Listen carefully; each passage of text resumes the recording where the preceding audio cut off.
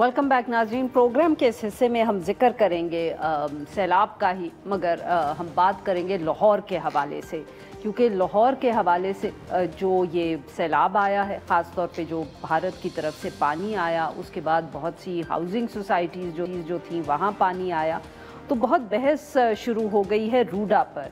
RUDA Ravi urban development authority, ये originally बताया जाता है कि 2016 में इसको कंसीव किया गया या इस पर बातचीत शुरू हुई, और इरादा या प्लान ये था कि जो दरियाए रावी है उसके किनारों पर एक नया शहर जो है उसको, या एक नई तरक्याती डेवलपमेंट जिसको हम कह सकते हैं, एक डेवलपमेंट प्रोजेक्ट, उसकी बुनियाद रखी जाए और उसको फिर वहाँ डेवलप किया जाए। 2016 के बाद, उसके बाद जब पाकिस्तान तहरीक इंसाफ की हुकूमत आई तो दोबारा इस पे बहुत गुफ्तगू होना शुरू हो गई।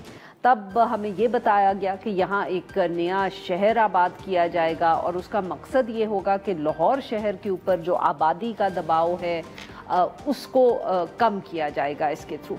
मगर जब इस पर बात शुरू हुई तो 2020 में ये जो मंसूबा था इसको लाहौर हाई कोर्ट में चैलेंज कर दिया गया, और 2022 में अदालत ने इसको गैर कानूनी करार दिया। जज जो थे वो जस्टिस शाहिद करीम साहब थे। उन्होंने जो सब दरखास्तें थी इस मंसूबे के ख़िलाफ़, उनके ऊपर एतराज़ात लगाए और उन्होंने इस प्रोजेक्ट को कलअदम करार दिया।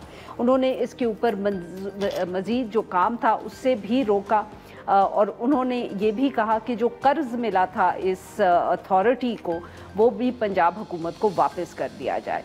इसके साथ साथ जो ज़मीन भी एक्वायर की गई थी उसके भी नोटिफिकेशन को कलअदम करार दे दिया गया। ये जब मामला हुआ तो उसके बाद ऑफ कोर्स इसको चैलेंज किया गया सुप्रीम कोर्ट में, और 2022 में सुप्रीम कोर्ट ने हाई कोर्ट के फैसले को मुअत्तल कर दिया और हुकूमत को इस मंसूबे को जारी रखने की इजाज़त दे दी। 3 रुकनी बेंच था सुप्रीम कोर्ट का जस्टिस एजाजुल हसन साहब की सरबराही में, और उन्होंने वहाँ ये भी बात हुई कि जो ज़मीन के मालिकान हैं उनको अदायगी हो चुकी है, तो इसलिए अब वहाँ भी काम जारी रखा जा सकता है।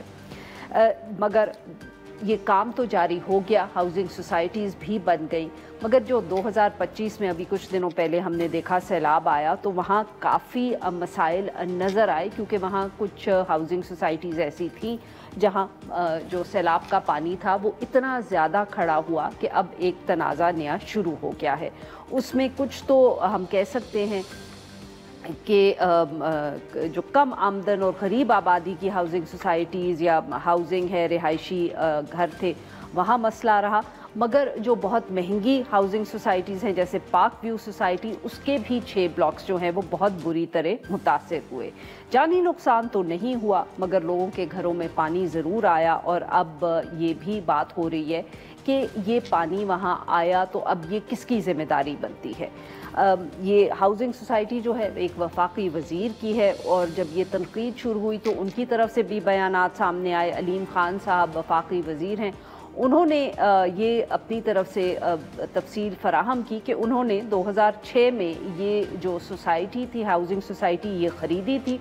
उस वक्त मालिकान कोई और थे, बैंक से उन्होंने ये सब हाउसिंग सोसाइटी ख़रीदी थी, और उस वक्त तमाम NOCs जो थे वो इस हाउसिंग सोसाइटी को मिल चुके थे।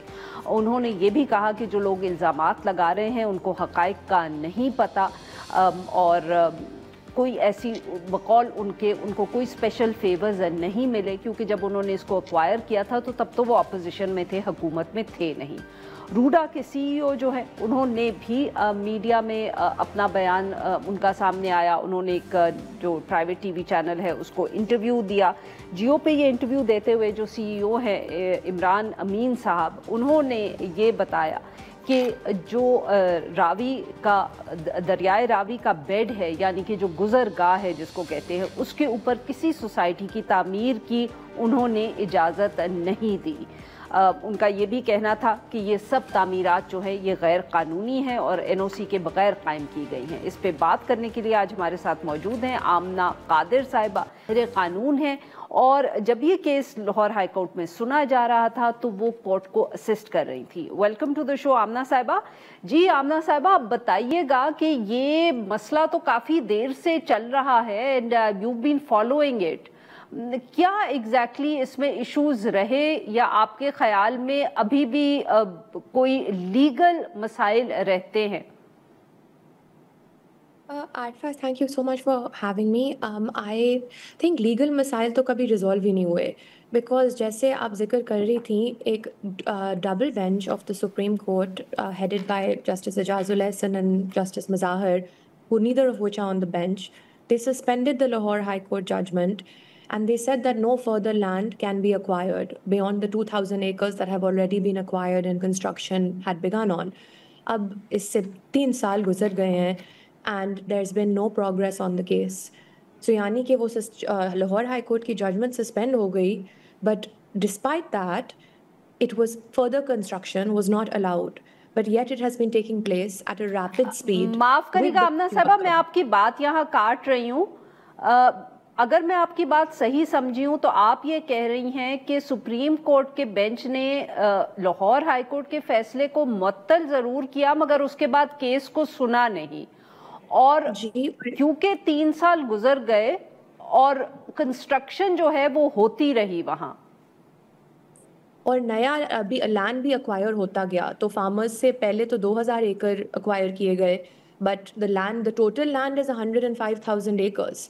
So of that only 2,000 had been bought in 2022.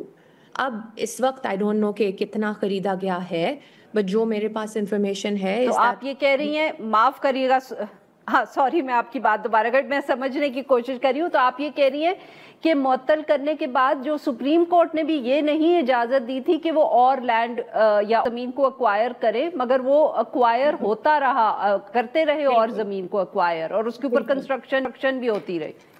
جی اور جو سسپینشن ہوئی ہے ججمنٹ کی, جو مین ایشوز ہیں اس پہ کچھ کنسنسس نہیں ہوا. تو جیسے لاہور ہائی کورٹ نے پوائنٹ آؤٹ کیا, میں نے بھی اس بات پہ ذکر کیا کہ کوئی انوائرمنٹل امپیکٹ اسیسمنٹ نہیں ہوئی. اب آپ ایک ریور بیڈ پہ اوپر کنسٹرکشن کر رہے ہیں یا ارد گرد کر رہے ہیں کنسٹرکشن آف 105,000 ایکرس, آپ انوائرمنٹل امپیکٹ اسیسمنٹ کے بغیر یہ کیسے کر سکتے ہیں in one of the most environmentally sensitive areas of the world. آج تک ہم نے ایک انوائرمنٹل امپیکٹ اسیسمنٹ نہیں دیکھی. میں نے یہ بات عمران امین صاحب سے بھی کی تھی کہ یہ انوائرمنٹل امپیکٹ اسیسمنٹ آپ کے ویب سائٹ پہ نہیں ہے, اور جن کنسلٹنٹس نے ایک اسیسمنٹ کی تھی اس وقت مائن ہارٹ, وہ تو بلیک لسٹ ہوئے ہوئے تھے and they did not do a full assessment anyway. جی ناظرین, یہاں پہ لیتے ہیں ایک چھوٹی سی بریک.